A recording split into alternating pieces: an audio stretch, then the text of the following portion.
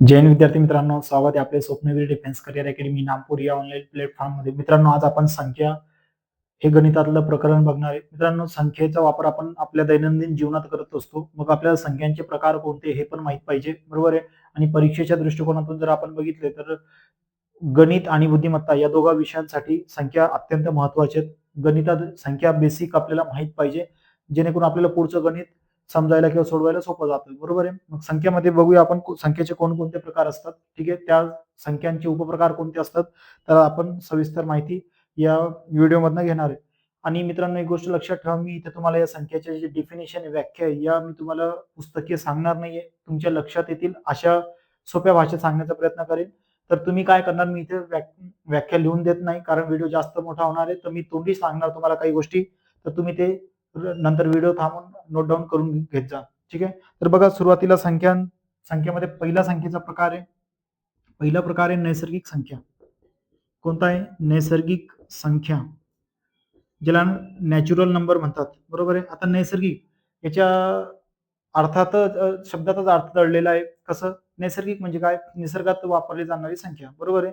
म्हणजे ज्याला आपण डेफिनेशन याची अशी करू शकतो की दैनंदिन व्यवहारात किंवा दैनंदिन जीवनात ज्या संख्येचा वापर केला जातो त्या संख्यांना आपण नैसर्गिक संख्या असे म्हणत असतो. मग नैसर्गिक संख्येची सुरुवात 1, 2, 3, 4, 5 आणि अनंतापर्यंत, बरोबर आहे. अनंतापर्यंत म्हणजेच काय आहे की सर्वात लहान नैसर्गिक संख्या 1 आहे ही सर्वांना माहित आहे, परंतु सर्वात मोठी नैसर्गिक संख्या कोणती आहे ही कोणालाच माहित नाहीये. लक्षात येत आहे. आणि नैसर्गिक संख्येबद्दल अजून दोन गोष्टी लक्षात ठेवा की शून्य ही जी संख्या आहे ना, शून्य ही नैसर्गिक संख्या नाहीये. शून्य काय? नैसर्गिक संख्या. शून्य हे नैसर्गिक संख्या नाही, बरोबर आहे. कारण आहे, आपण व्यवहारात असं म्हणतो की 0 लिटर मला दूध द्या किंवा 0 मीटर कापड द्या किंवा 0 रुपयाचं मला गुड द्या, असं आपण म्हणत नसतो, बरोबर की नाही. म्हणजे शून्य हे जरी अंकगणितामध्ये आपण वापरत असू, पण तरी ती नैसर्गिक संख्यामध्ये गणली जात नाही, ठीक आहे. त्या पद्धतीने ऋणभारित ज्या संख्या आहेत, कोणत्या? ऋणभारित ज्या संख्या आहे, उदाहरणार्थ -8, बरोबर, ही ऋणभारित संख्या आहे. तर याचाही आपण नैसर्गिक संख्येमध्ये वापर करत नाही. अंकगणितीत याचा वापर होतो, परंतु आपण नैसर्गिक संख्या याला म्हणू शकत नाही. म्हणजेच काय? जे ऋणभारित असतील, बरोबर आहे, ज्या ऋणभारित संख्या असतील त्या आपण नैसर्गिक संख्या नाहीत, ठीक आहे. तर सर्वात लहान जर तुम्हाला नैसर्गिक संख्या विचारली तर 1 आहे, सर्वात मोठी विचारली तर सांगू शकत नाही. 0 ही नैसर्गिक संख्या नाहीये आणि ऋणभारित ज्या संख्या आहेत या देखील नैसर्गिक संख्या नसतात. आता संख्येचा पुढचा प्रकार बघूया आपण, ठीक आहे. पूर्ण संख्या. पूर्ण संख्या. पूर्ण संख्या कोणाला म्हणायची मित्रांनो? तर नैसर्गिक संख्येची सुरुवात आपण 1 पासून होताना बघतोय, बरोबर आहे. तर पूर्ण संख्येमध्ये काय असणार की त्या नैसर्गिक संख्येमध्ये शून्य मिळवलं जाणार आहे. उदाहरणार्थ बघा, जसं 0, 1, 2, 3, 4, 5 आणि अनंतापर्यंत. लक्षात येत आहे? अनंतापर्यंत. तर अशा संख्यांना पूर्ण संख्या म्हणायचं. लक्षात येत आहे? त्यानंतरची पुढची संख्या बघू आपण, समसंख्या, ठीक आहे. समसंख्या. समसंख्या कोणाला म्हणायचं? तर बघा, ज्या संख्येला दोनाने निःशेष भाग जातो, म्हणजे एखादी संख्या आहे त्याला दोनाने आपण भाग दिलं तर पूर्ण भाग जात असेल, तर अशा संख्यांना समसंख्या म्हणायची. किंवा दुसरी व्याख्या अशी पण आपण करू शकतो समसंख्येची, की समसंख्येच्या एकक स्थानी 0, 2, 4, 6, 8 हे अंक असतात, बरोबर आहे. तर या दोघांपैकी कोणती व्याख्या लिहिली तरी चालणार आहे. तुम्हाला परीक्षेला व्याख्या वगैरे काही विचारली जात नाही, फक्त संख्याचा प्रकार लक्षात राहावा यासाठी मी तुम्हाला सोप्या पद्धतीने समजून सांगण्याचा प्रयत्न करतोय. तर बघा, समसंख्या कोणाला म्हणणार? की ज्या संख्येच्या एकक स्थानी 0, 2, 4, 6, 8 या पाचही अंकांपैकी कुठला तरी एक अंक येत असेल तर त्यांना आपण काय म्हणायचंय? समसंख्या. आता उदाहरणार्थ मोठी संख्या जर मी तुम्हाला दिली इथे 48, 50, 54, तर बघा या संख्येच्या एकक स्थानी 4 आहे, म्हणजे ही संख्या काय आहे? समसंख्या आहे. दुसरी एक मी तुम्हाला व्याख्या बोललो की समसंख्येला दोनाने निःशेष भाग जातो. लहान संख्या असेल तर आपण ओळखू शकतो, पण मोठी संख्या असेल तर त्याला ओळखण्यासाठी लक्षात काय ठेवा की एकक स्थानी 0, 2, 4, 6, 8 यापैकी कुठला तरी एक अंक असेल तर ती संख्या काय असणार? समसंख्या असेल. आणि दोनाने जर या संख्येला आपण भाग दिला तर बाकी शून्य उरायला पाहिजे. किती? बाकी शून्य. म्हणजे बघा, बे एक बे बे दुने 4, बे चौक 8, इथे 5 आहे, बे दुने 4, 1 उरला, इथे दिली संख्या 10 तयार होते, बे पंचे 10, पुन्हा हा 5 आहे, बे दुने 4, 1 उरला, इथे दिल्यानंतर संख्या तयार होते 14, बे साती 14, बाकी किती उरते 0. म्हणजे या संख्यांना काय म्हणायचंय समसंख्या. लक्षात येत आहे. आता पुढील संख्या बघूया आपण विषम संख्या. विषम संख्या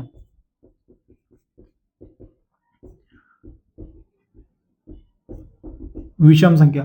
तर विषम संख्या कोणाला म्हणायचं की ज्या संख्येला आपण दोनाने भाग दिले असता, एखादी अशी संख्या आहे की त्या संख्येला दोनाने भाग दिले असता बाकी एक उरते, किंवा विषम संख्येच्या एकक स्थानी 1, 3, 5, 7, 9 यापैकी कुठलं तरी एक अंक येत असेल तर त्या संख्येला विषम संख्या म्हणायचे. जसं की उदाहरणार्थ 1, 3, 5, 7, 9 या काय विषम संख्या आहेत. बरोबर आहे. आता एक मोठी संख्या जर आपण तयार केली, समजा 56, 78, 79, 53, जर या संख्येला आपण दोनाने भाग दिला तर बाकी एक उरायला पाहिजे. बरोबर. याची व्याख्या आपण बघितली की विषम संख्या म्हणजे काय, एखाद्या संख्येला दोनाने भाग दिले असता बाकी एक उरते, अशा संख्यांना विषम संख्या म्हणा.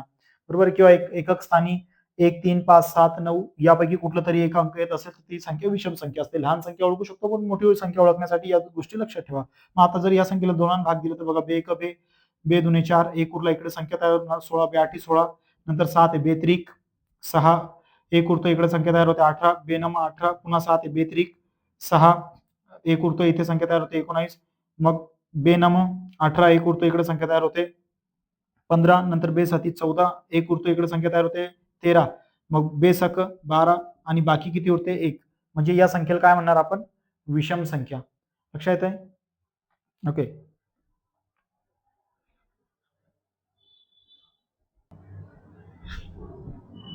आता पुढची संख्या बघू, मूळ संख्या. तर मूळ संख्या कोणाला म्हणायचं की ज्या संख्येला एक किंवा त्या संख्येने भाग जातो अशा संख्यांना मूळ संख्या म्हणायचे. म्हणजे काय की बघा, अशी संख्या पाहिजे की ज्या संख्येला एक किंवा त्या संख्येने भाग जात असेल अशा संख्येला मूळ संख्या म्हणायचं.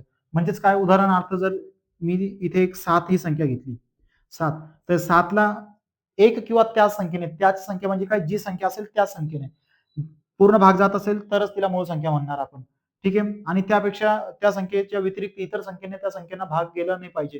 ठीक आहे, गेला नाही पाहिजे म्हणतोय. हा, तर बघा आता एकाने 7ला भाग दिला तर 1 7 7 पूर्ण भाग जातोय. 7ला जर आपण 7ने भाग दिला, 7ला 7ने, तर 7 1 7, 7 1 7, बरोबर आहे. याच्याने पूर्ण भाग जातोय. पण या 7ला दोनाने जर भाग दिला आपण, या 7ला दोनाने भाग दिला तर बे 1 बे, बे त्रिक 6, बाकी किती उरते 1. म्हणजेच काय, या 7ला 1 किंवा 7 या संख्ये व्यतिरिक्त व्यतिरिक्त इतर कोणत्याही संख्येने भाग जात नाहीये. बरोबर की नाही. म्हणून अशा संख्यांना मूळ संख्या म्हणायचंय. जर याच्या जो अजून एक उदाहरण तुम्हाला समजून देण्यासाठी जर मी एक संख्या इथे लिहून दाखवली 20, तर 20ला एकाने भाग जातोय, 1 20 20, या 20ला 20ने भाग जातोय. बरोबर आहे. 20 1 20, म्हणजे काय, एक किंवा त्या संख्या, ती संख्या कोणती मग 20. 20 या 20ला 1ने भाग जातोय, या 20ला 20ने पण भाग जातोय. पण या 20ला आपण जर बघितलं तर या 20ला 2ने पण भाग जातोय ना, बे 1 बे, बेधाव 20. याच 20ला जर आपण 4ने भाग दिला तर 4 1 4 4 पंचे 20. याच 20ला जर आपण 5ने भाग दिला तर 5 1 5 5 5 चोक 20. याच 20ला जर आपण 10ने भाग दिला तर 10 1 10 10 दुने 20. म्हणजे बघा, एक आपण 7 ही संख्या घेतली तर 7 या संख्येला एक किंवा त्या संख्येने भाग गेला, त्या व्यतिरिक्त इतर कोणत्याही संख्येने भाग जात नाही. पण जर 20 ही संख्या घेतली एक उदाहरणार्थ, तर 20ला एक किंवा ती संख्या म्हणजे 1 किंवा 20 या संख्येव्यतिरिक्त इतर अजून भरपूर संख्येने भाग जातोय. म्हणजेच काय, तर ही 20 काय असणार, मूळ संख्या नसेल. कारण त्याला एक किंवा त्याच संख्येपेक्षा जास्त संख्येने भाग जातोय. आणि 7 ही कशी संख्या होती की त्या संख्येला एक किंवा त्या संख्येने भाग गेला. मग अशा संख्यांना काय म्हणायचंय, मूळ संख्या. लक्षात येतंय.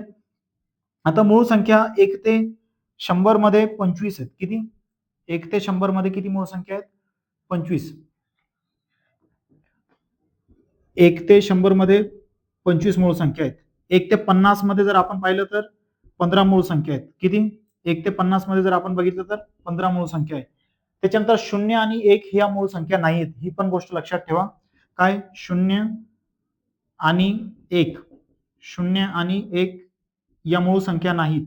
ठीक आहे, या मूळ संख्या नाहीत. ठीक आहे. त्याचबरोबर 2 ही सर्वात लहान मूळ संख्या आहे. काय, 2 ही सर्वात लहान मूळ संख्या आहे. त्याचबरोबर 2 ही एकमेव सममूळ संख्या आहे. काय? 2 ही एकमेव सममूळ संख्या आहे. कोणती? सममूळ संख्या आहे. म्हणजेच काय की बघा, आता जर या संख्येकडे आपण बघितलं तर 2 एकमेव अशी संख्या आहे की जी मूळ संख्या पण आहे आणि समसंख्या पण आहे. पण बाकीच्या संख्यांचा विचार केला 3, 5, 7 या सर्व विषम संख्या आहेत. म्हणजे 2 ही एकमेव मूळ संख्या आहे, परंतु ती कशी? सममूळ संख्या आहे. आता 1 ते 100 पर्यंत ज्या 25 मूळ संख्या आहे यांना लक्षात ठेवण्यासाठी आधी कोणत्या संख्या ते बघू, आणि लक्षात ठेवण्यासाठी मी तुम्हाला एक ट्रिक सांगतो. जसं की बघा कोणकोणत्या संख्या आहेत? 2, 3, 5, 7, 11, 13, 17, 19, 23, 29, 31, 37, 41, 43, 47, 53, 59, 61, 67, 71, 73, 79, 83, 89 आणि 97 या 25 मूळ संख्या 1 ते 100 पर्यंतच्या आहेत. बरोबर. मग यांना लक्षात ठेवण्यासाठी काय करा, मी तुम्हाला एक मोबाईल नंबर बनवून देतो. तुम्ही मोबाईल नंबर चांगल्या पद्धतीने पाठ करतात, बरोबर की नाही? तर आता कोणकोणते, ठीक आहे ना. आता हा मोबाईल नंबर मी तुम्हाला बनवून देताना कसा बनवून देतोय, हा मोबाइल नंबर याच्यावर कॉल करू नका, नाहीतर मग तिकडनं ती मावशी म्हणेल, आप जिस नंबर पर संपर्क करना चाहते हो उस नंबर की सभी लाईने व्यस्त पण नाहीये, या जगातच नाहीये असं म्हणणार ती मावशी, आणि तू मग बेशुद्ध पडशील ते ऐकून, ठीक आहे ना. म्हणून त्याला कॉल नाही करणार. हा, तू नाही तर मास्तरने कोणाचा तरी नंबर दिला असं वाटेल तुला, तू कॉल करणार, तर कॉल करू नको. बघ आता हे मोबाईल नंबर मी एक ट्रिक तुला लक्षात येण्यासाठी बनवून देतोय. तर याच्यात आता बघ 1 ते 10 मध्ये किती मूळ संख्या आहे, 11 ते 30 मध्ये किती मूळ संख्या आहे, सॉरी 11 ते 20 मध्ये किती मूळ संख्या आहे, 21 ते 30 मध्ये किती मूळ संख्या आहे, 31 ते 40 मध्ये किती मूळ संख्या आहे, 41 ते 50 मध्ये किती मूळ संख्या आहे, 51 ते 60 मध्ये किती मूळ संख्या आहे, 71 ते 61 ते 70 मध्ये किती मूळ संख्या आहे, 71 ते 80 मध्ये किती मूळ संख्या आहे, ठीक आहे, 81 ते 90 मध्ये किती मूळ संख्या, आणि 91 ते 100 मध्ये किती मूळ संख्या. यासाठी मी तुला एक मोबाईल नंबर बनवून देतो, ते तू लक्षात ठेवशील. जसं की 1 ते 10 मध्ये 4 आहेत, बरोबर. या 4 1 ते 10 मध्ये, नंतर 11 ते 20 मध्ये पुन्हा या 4 आहेत, त्याच्यानंतर 21 ते 30 मध्ये या 2 आहेत, 31 ते 40 मध्ये या 2 आहेत, बरोबर आहे. त्याच्यानंतर 41 ते 50 मध्ये 3 आहेत, 51 ते 60 मध्ये पुन्हा 2 आहेत, 61 ते 70 मध्ये 2 आहेत, 71 ते 80 मध्ये 3 आहेत, 81 ते 90 मध्ये 2 आहेत, आणि 91 ते 100 मध्ये 1 आहे. तर मी याच्यासाठी तुला एक मोबाईल नंबर बनवून देतो. पण इकडे लिहितोय हा मोबाईल नंबर काय? 44 22, बरोबर आहे. बघ इकडे लक्ष दे, 44 22, त्याच्यानंतर 32 23, 32 23 21. म्हणजेच काय, 1 ते 10 मध्ये 4, 11 ते 20 मध्ये 4. हा मोबाईल नंबर तू लिहून घे, फक्त कॉल करू नको. हा, नाही तर ती मावशी तुझ्यावर संताप करेल तिकडनं कंपनीची. लक्षात येत आहे? ठीक आहे. आता यानंतर आपण याचा उपप्रकार बघूया.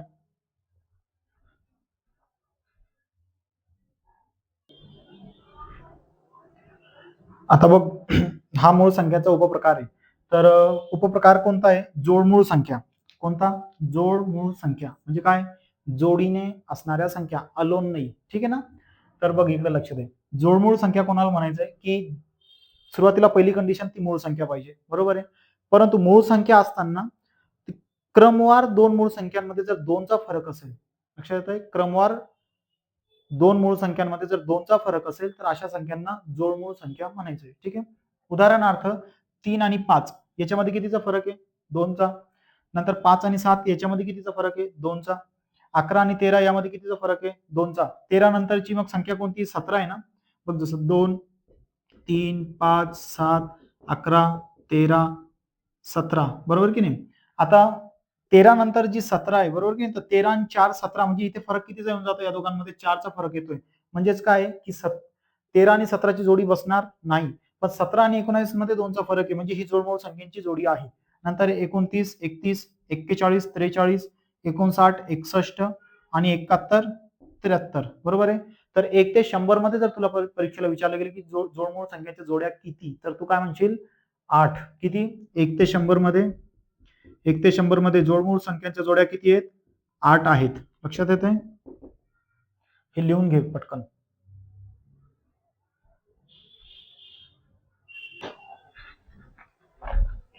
आता बघू पूर्णांक संख्या, पुढची संख्या कोणती? पूर्णांक.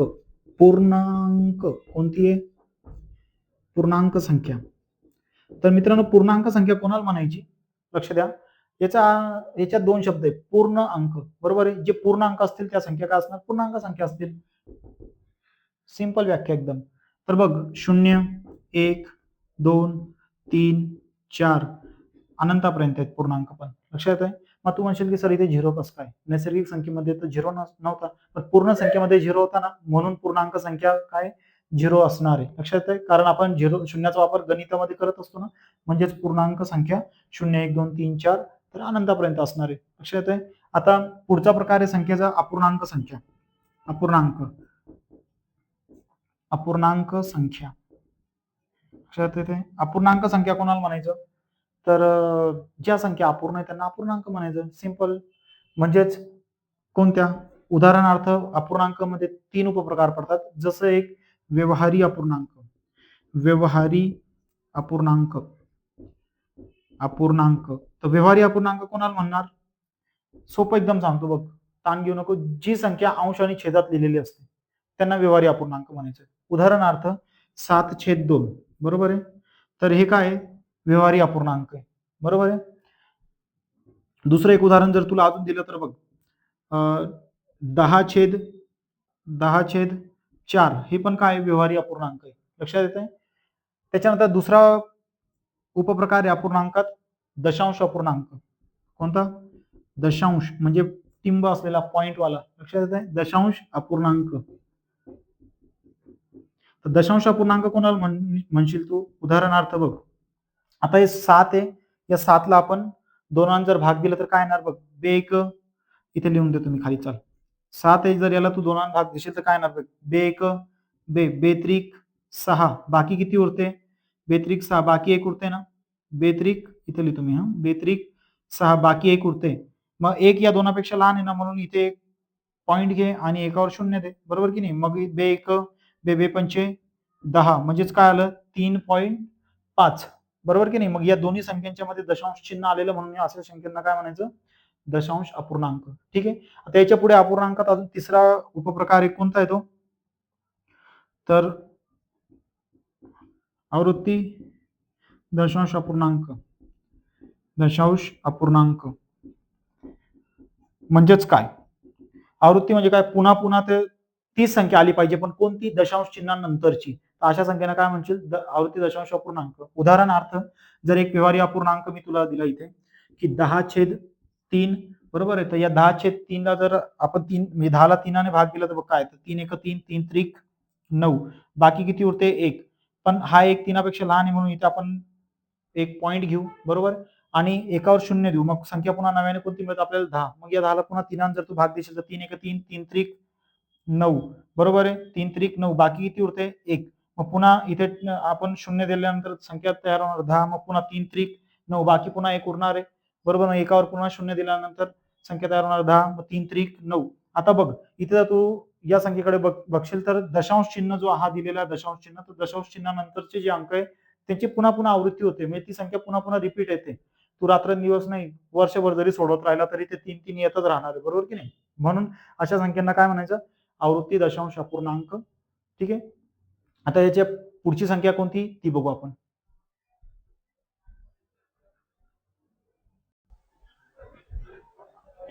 तर बघू पुढची संख्या कोणती आहे? परिमेय संख्या.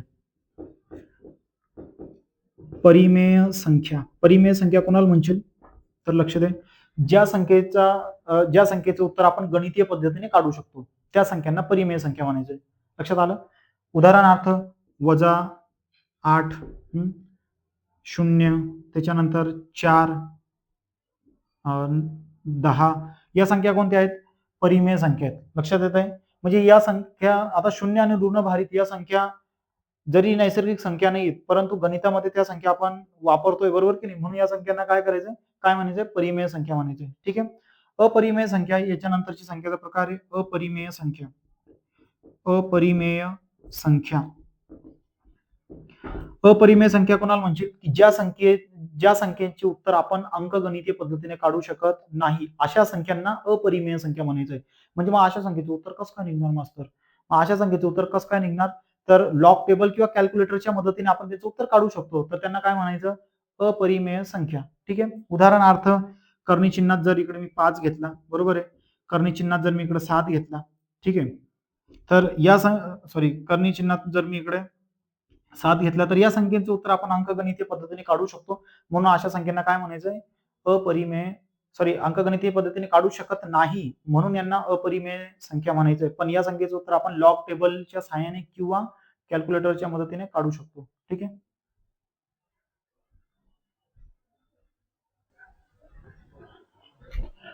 आता बघू पुढची संख्या कोणती आहे? वास्तव संख्या. वास्तव कोणती आहे? वास्तव संख्या. तर वास्तव संख्या कोणाला म्हणायचं? लक्ष द्या इकडे. वास्तव माहिती ना, वास्तव. तर वास्तव संख्या कोणाला म्हणायचंय? ज्या संख्येचं उत्तर आपण किंवा ज्या संख्येचं उत्तर आपण अंकगणितीय पद्धतीने काढू शकतो किंवा ज्या संख्या आपण व्यवहारात वापरतोय अशा सर्व संख्यांना काय म्हणायचंय? वास्तव संख्या. मग वास्तव संख्येचं उदाहरण कोणतं आहे? उदाहरण कोणतं आहे? परिमेय संख्या.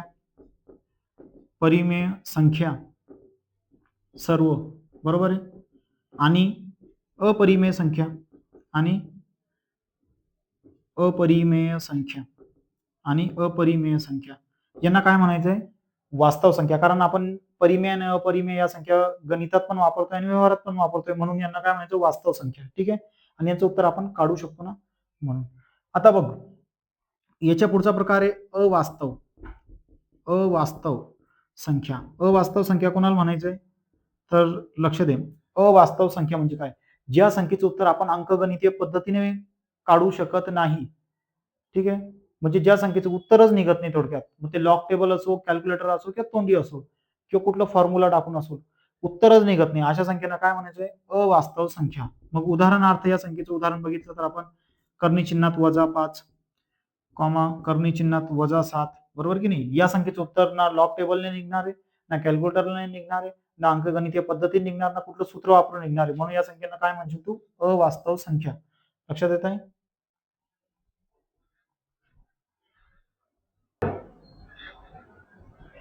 ठीक आहे. आता पुढे बघू आपण सहमूळ संख्या. कोणती? सहमूळ संख्या. सहमूळ संख्या हा पण मूळ संख्याचाच उपप्रकार आहे. तर सहमूळ संख्या कोणाला म्हणशील? की बघ ज्या संख्येमध्ये एकही पद सामायिक नाहीये. ठीक आहे. म्हणजे दोघं वेगवेगळे असतील त्यांना काय म्हणशील? सहमूळ संख्या. उदाहरणार्थ 4 ही विषम संख्या आहे, बरोबर आहे. सॉरी 4 ही काय आहे? समसंख्या आहे. विषम म्हणतो का लगेच? 4 ही समसंख्या आहे आणि 5 ही काय? मूळ संख्या आहे, बरोबर. मग याच्यात दोघं पद सामायिक आहे का? नाही, दोघं पद वेगवेगळे आहे. तर अशा संख्यांना काय म्हणायचंय? सहमूळ संख्या म्हणायचं. काय? सहमूळ संख्या. दुसरी एक संख्या जर मी तुला इथे दिली तर 8, 11, बरोबर आहे. तर 8 काय आहे? समसंख्या आहे ना. 11 काय आहे? मूळ संख्या. म्हणजे याच्यामध्ये दोघं पद विषम आहे, बरोबर की नाही? म्हणून या संख्येला काय म्हणायचं? सहमूळ संख्या. ठीक आहे.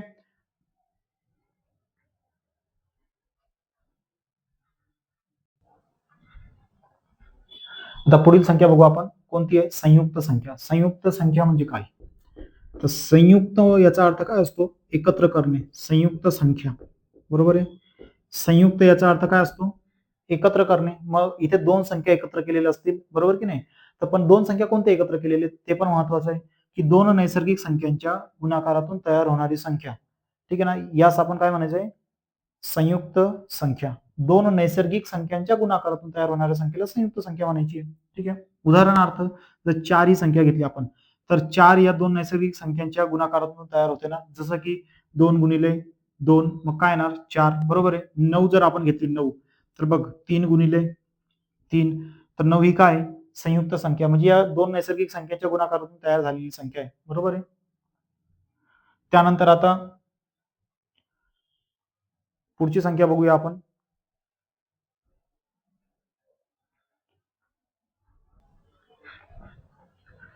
आता पुढची संख्या बघू आपण. विरुद्ध संख्या. कोणती? विरुद्ध. विरुद्ध संख्या. तर विरुद्ध संख्या कोणाला म्हणायची? तर दोन संख्या एकमेकांच्या विरुद्ध असतील पण ते कसे? फक्त चिन्हाने. संख्या सारख्याच असणार आहेत. लक्षात येत आहे? जसं की बघ इकडे -5. आता या -5 ची जर तुला विरुद्ध संख्या विचारली तर काय येणार? अंक तोच पाहिजे, फक्त चिन्ह बदलणार आहे. मग चिन्ह कोणतं होऊन जाईल? वजाच्या ऐवजी अधिक होऊन जाणार, बरोबर की नाही? मग अधिक लिहिताना +5 लिहिताना आपल्याला अधिक लिहायची काही गरज नसते. तर -5 ची विरुद्ध संख्या काय? फक्त 5, बरोबर आहे. जर -9 ची मी विचारली तुला तर फक्त 9, बरोबर की नाही? जर 10 ची विचारली तर 10 ची विचारली विरुद्ध संख्या तर -10, बरोबर की नाही? ही विरुद्ध संख्या आहे. आणि याच्या पुढची संख्या मग आपण बघूया आता. त्रिकोणी संख्या कोणती? त्रिकोणी संख्या. त्रिकोणी संख्या कोणाला म्हणायचं? तर बघ, दोन क्रमवार नैसर्गिक संख्यांचा गुणाकार छेदात 2. एकदम बेसिक व्याख्या, ठीक आहे ना. दोन क्रमवार नैसर्गिक संख्यांचा गुणाकार छेदात 2. मग तयार होणारी जी संख्या असणार ती त्रिकोणी संख्या असेल. उदाहरणार्थ, जर मी तुला इथे 15 दिली, काय 15, 15 ही एक नैसर्गिक संख्या आहे, त्याच्या पुढची मग 16 ही नैसर्गिक संख्या आहे, बरोबर ना. मग दोन क्रमवार इथे नैसर्गिक संख्या कोणते झाले? 15 गुणिले 16 आणि छेदात 2. मग यापासून जी संख्या तयार होणार ती संख्या कोणती असणार? त्रिकोणी संख्या असेल, बरोबर. मग आता बघ, बे एक बे, बे आठी 16. मग या 15 गुणिले 8 केलं तर 15 आठी 120, बरोबर की नाही. मग या संख्या कोणती? ही तयार झालेली जी संख्या ती कोणती झालेली आहे? त्रिकोणी संख्या. लक्षात येत आहे मित्रांनो? मी या प्रकरणामध्ये पूर्ण संख्यांचे प्रकार तुम्हाला क्लिअर केलेले आहेत. जे नवीन विद्यार्थी खास करून त्यांना सूचना आहे की मी जे तुम्हाला व्याख्या तोंडी सांगितल्या, या व्याख्या तुम्ही व्हिडिओ थांबून थांबून लिहून घ्या, कारण संख्या हे प्रकरण खूप महत्वाचे आहे. जर तुम्हाला संख्या समजलेल्या नसतील तर पुढे कदाचित गणित सोडवताना अडचणी येणार. आणि मी मगाशी लेक्चरच्या सुरुवातीलाच बोललो की जर तुम्हाला संख्या समजलेल्या नसतील तर बुद्धिमत्तेमध्ये अनेक असे प्रकरण आहेत की ज्यामध्ये संख्या तुम्हाला माहीत असले पाहिजे, आणि संख्या माहीत नसतील तर त्या बेसिक किंवा सोपे सोपे प्रश्न पण आपण चुकवतो, ठीक आहे. म्हणजे हक्काचे मार्क जातात. त्यासाठी तुम्ही या लेक्चरला पूर्ण स्टार्ट टू शेवट पर्यंत बघितलं असणार अशी अपेक्षा करतो. तर अजून एक मेहनत घ्या वर्दीसाठी, स्वतःच्या वर्दीसाठी किंवा स्वतःच्या या समाजात एक नाव उंचवण्यासाठी तुम्ही वहीवरती हे पूर्ण लिहून घ्या, ठीक आहे. धन्यवाद. जय हिंद, जय महाराष्ट्र.